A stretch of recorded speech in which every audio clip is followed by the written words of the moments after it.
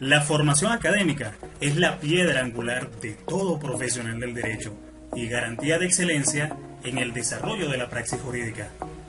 Este espacio llega a todos ustedes gracias al Instituto Academia de Formación Jurídica Simón Rodríguez, enseñanza que transforma vidas, preparando a los mejores profesionales del derecho, tanto nacional como internacional, y al despacho de abogados Rojas León y Asociados, compromiso profesional garantizado en toda Venezuela.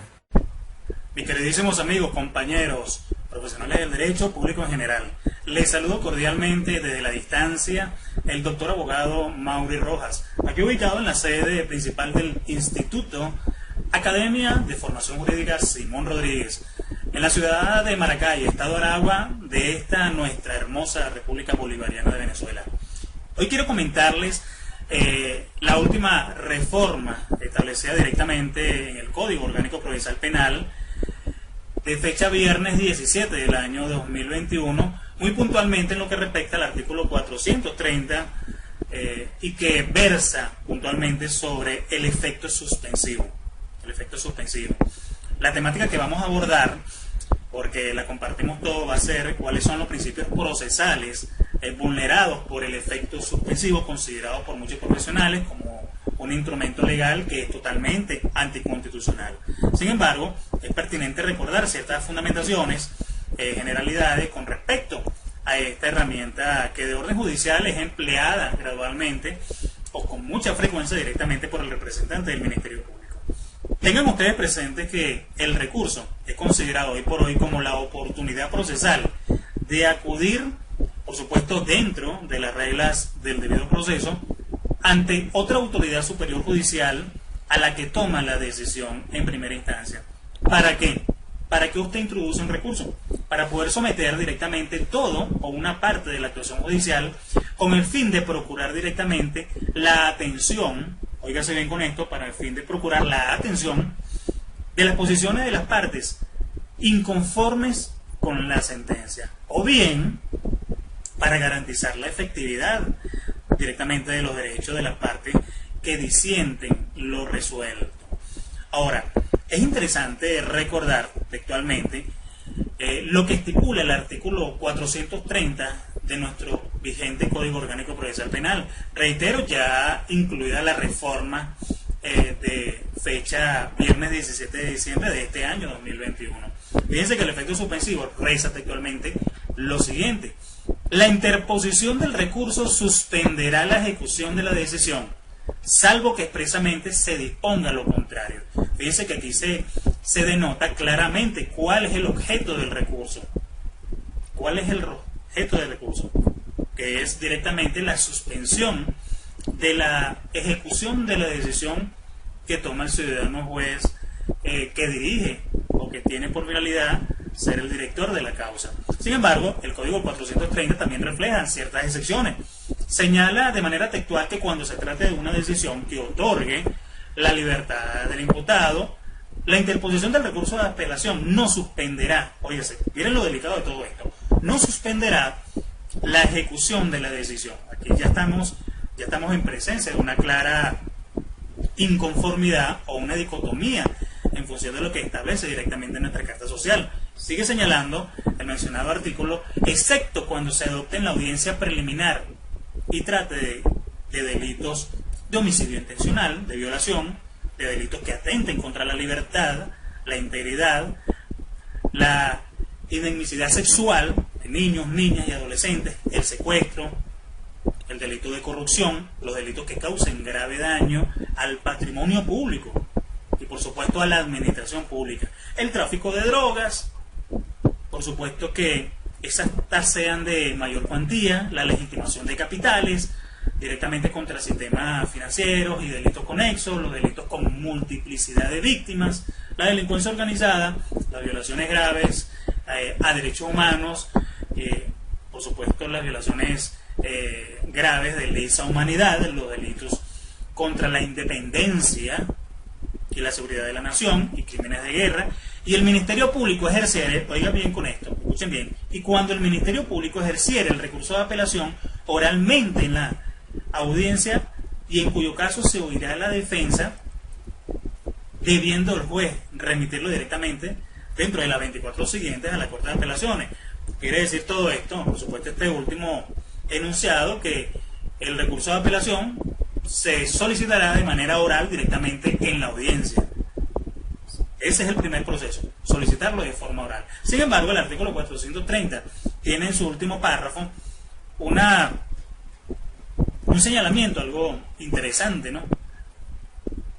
Que establece que en el caso de que la Corte de Apelaciones considerara los alegatos de las partes, ésta la resolverá dentro de las 24 horas siguientes, contados a partir del recibo de las actuaciones. Y aquí vienen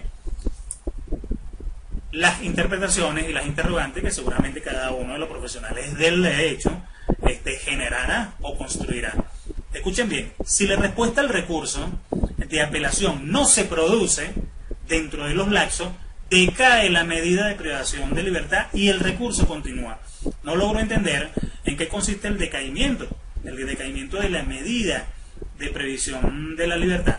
Si nosotros tomamos en consideraciones que el decaimiento representa una forma o una manera de presentar directamente a un juzgado el desinterés procesal de una medida, y señala el precepto in commento que el recurso continuará su trámite. Dejo aquí estas dos interrogantes para que cada uno de ustedes tengan a bien en interpretarlas y generar una respuesta de acuerdo a su nivel de conocimientos. Ahora, el objeto directamente, o la finalidad que nos trae a cada uno de nosotros a estar presente directamente en este ambiente académico a los fines de profundizar sobre los principios procesales que actualmente están siendo vulnerados o son vulnerados directamente por este recurso, ¿no? Llámese el efecto suspensivo. Uno de los principios procesales que en materia penal resulta muy afectado es el derecho a la libertad y, por supuesto, a los principios procesales que típicamente se encuentran establecidos en nuestra norma adjetiva. Resulta innegable la importancia que tienen las garantías legales otorgadas al ciudadano para el perfecto funcionamiento de la sociedad, entre los cuales destacan, por supuesto, la libertad, esta como pilar fundamental que debe regir todo proceso penal en el cual se pretende determinar la responsabilidad penal de una persona, la responsabilidad penal o no de una persona, ya sean, mis estimados profesionales, en su carácter de autor o de partícipe de una comisión de un hecho, así como la libertad que se encuentra directamente reconocida en los diferentes instrumentos jurídicos, tanto nacionales como internacionales, y que por supuesto son considerados como parte de derechos fundamentales. Ahora bien, fíjense ustedes que los principios fundamentales o los principios procesales que se encuentran regidos o establecidos directamente en el Código Orgánico Procesal Penal son totalmente acertados de acuerdo a las diferentes circunstancias. Tengan ustedes presente que el proceso penal se encuentra regido directamente por un conjunto de enunciados que en este momento los denominamos principios. En este sentido, el principio, de una u otra manera, significa el inicio de toda cosa, la fundamentación de alguna idea o de una conducta humana, por lo que se trata, por supuesto, de un enunciado que es completamente lógico, que nace de la mediación del hombre, que nace de la razón, de la construcción del proceso intelectual del hombre, y que evidentemente constituye una fuente de inspiración para la creación de la norma, e integrarlo e interpretarlo, y por supuesto tienden a ser completamente universales. De allí que el proceso judicial, óigase bien, el proceso judicial se encuentra completamente regido y tiene su base directamente en una serie de principios contemplados en el ordenamiento jurídico venezolano y muy puntualmente el Código Orgánico Procesal Penal, el vigente, por supuesto, y lo regula de forma amplia y en su mayoría busca la protección de los derechos del imputado.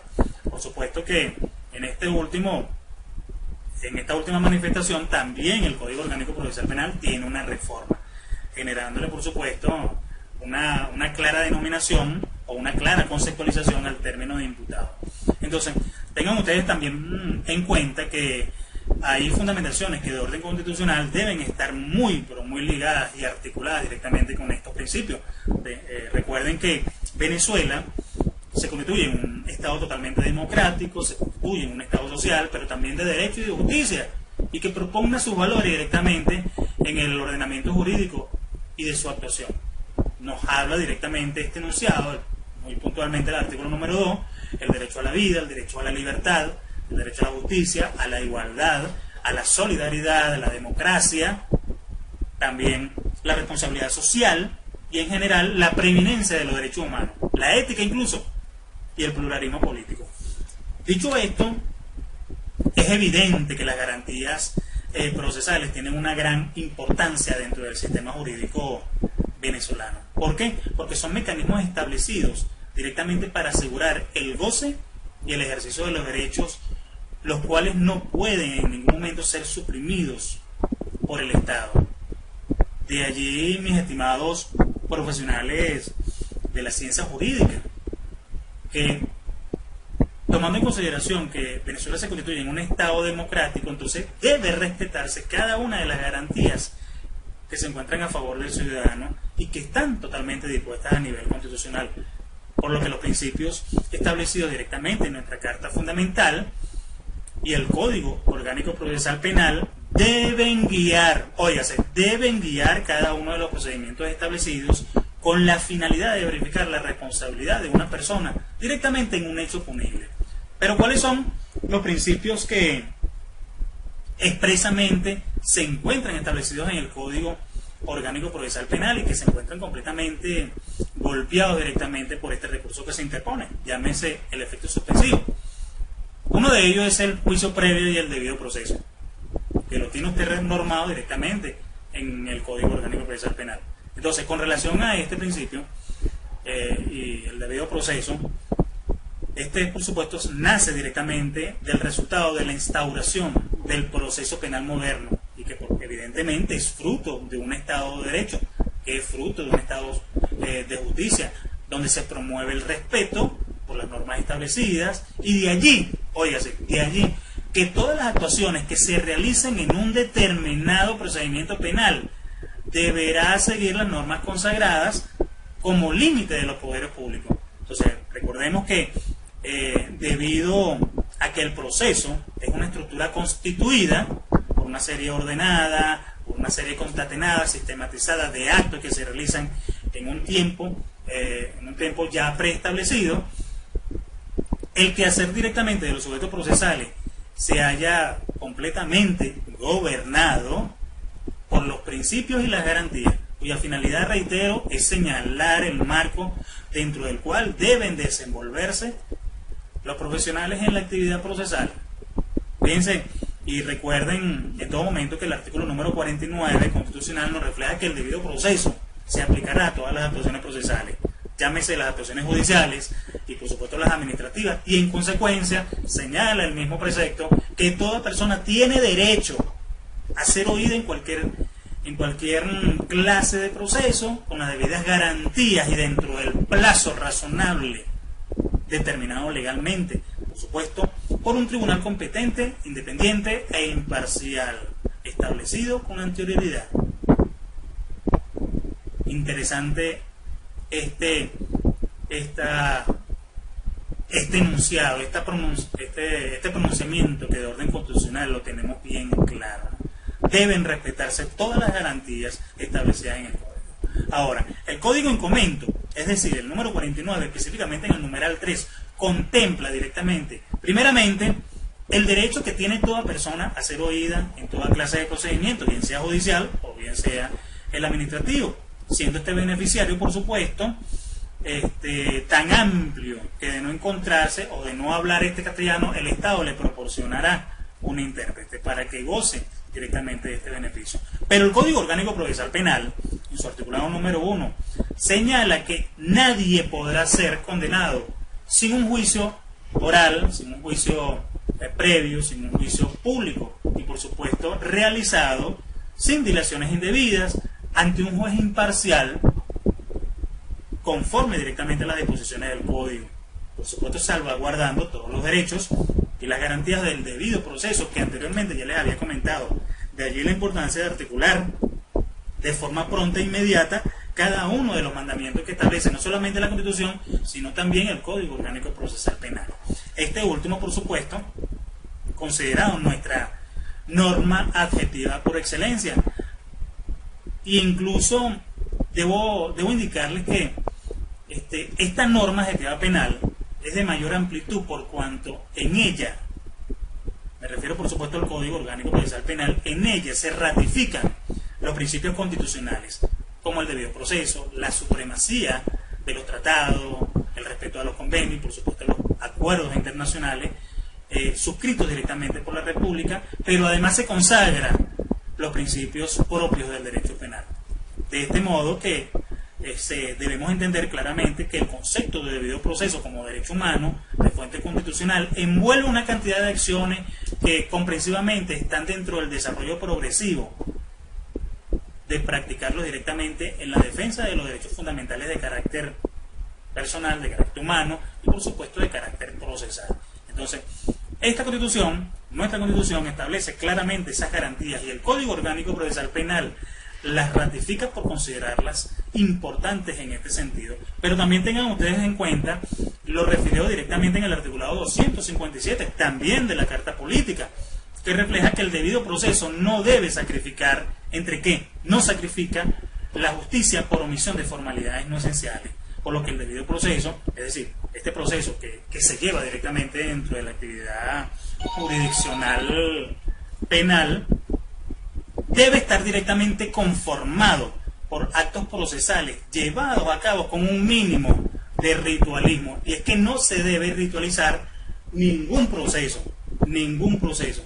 Ante todo esto es interesante, mis estimados profesionales, destacar directamente lo señalado por la Sala de Casación Penal en sentencia número 24, en el expediente número A05-0354 de fecha 4 de abril del año 2006, donde se dispuso que el debido proceso está constituido, óigase bien, y esto es muy interesante, que el debido proceso está constituido por las garantías fundamentales que aseguran la correcta administración de la justicia y que comprende además, entre otras, el derecho a la defensa y el derecho a ser oído, siendo estos, por supuesto, directamente derechos que son de orden individual, más no colectivo, reitero, de orden individual, que deben garantizarse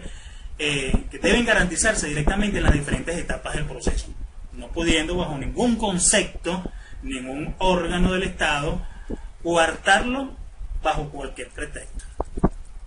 Otro de los principios que considero interesante destacar y que son fracturados directamente, son vulnerados por el recursor, por el efecto suspensivo, es la presunción de inocencia. Entonces, recordemos que para que se garantice el debido proceso debe predominar el principio de inocencia, que también está estipulado en el Código Orgánico Procesal Penal.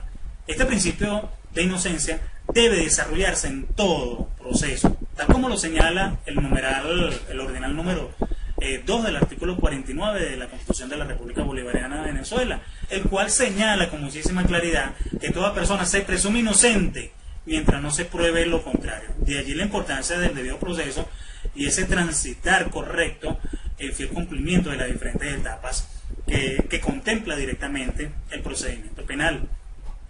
Por supuesto, de lo que le acabo de mencionar, podemos inferir que toda persona inculpada de un delito tiene derecho a que se le presume inocente.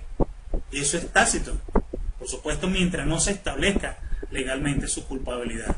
En efecto, directamente el derecho a la presunción de inocencia directamente conlleva la necesaria tramitación de una fase probatoria, completamente sin perjuicio de que la carga probatoria corresponda y se encuentra en las manos directamente del Ministerio Público. Dicho de otra manera, en las manos del representante del Ministerio Público, llámese el fiscal. Y por supuesto el imputado pueda desvirtuar los hechos imputados.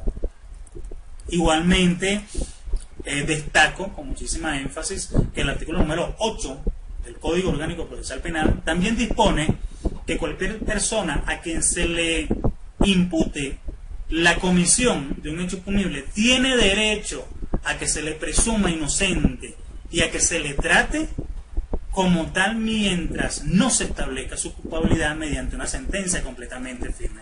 Fíjense ustedes que aquí ya empezamos a hablar del instrumento dispositivo, ¿no?, que es la sentencia y que tiene que ser considerada y por supuesto acatada con las formalidades de rigor.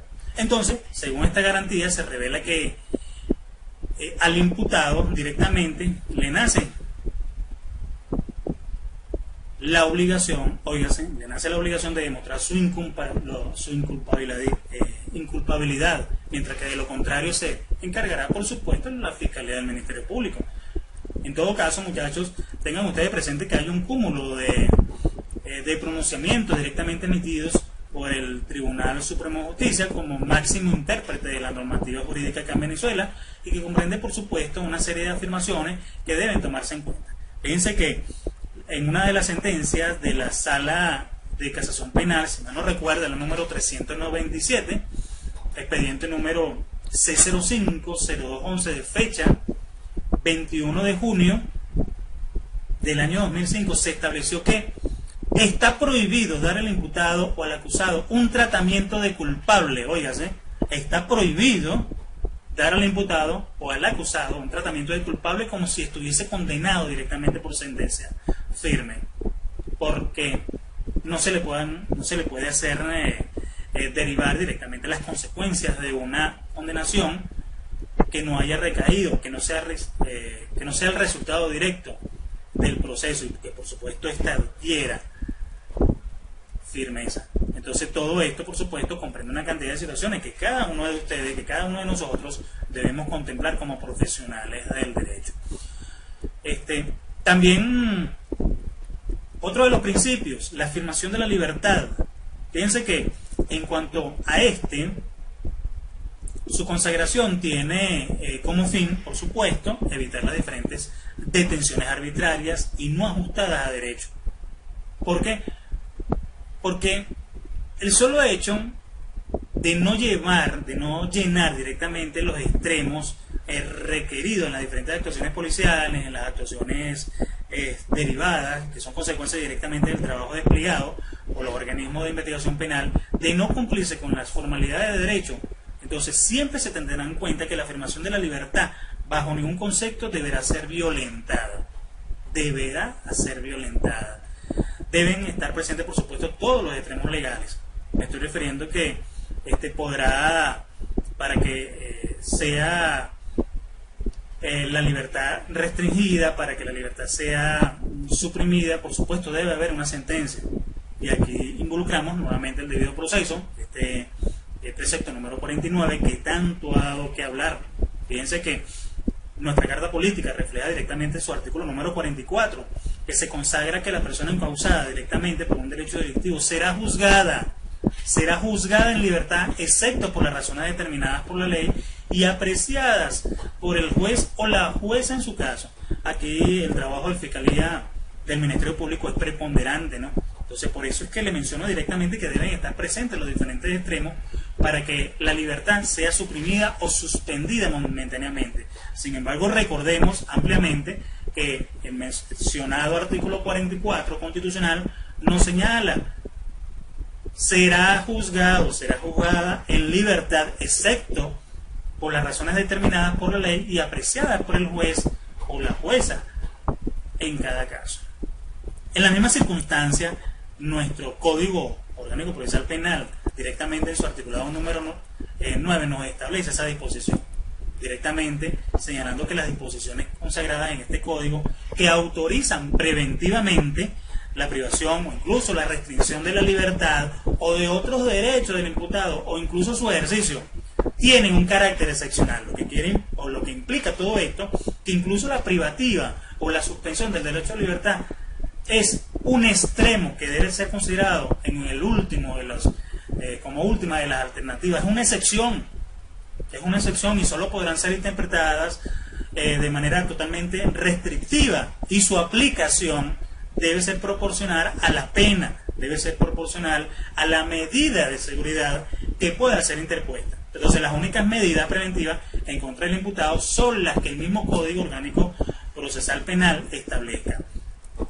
Cabe destacar, mis estimados profesionales, que el principio de libertad es la base principal del sistema acusatorio y, por supuesto, de toda sociedad democrática que se encuentre en los actuales momentos disfrutando de este hermoso sistema de gobierno, como lo es la democracia, una democracia moderna por demás.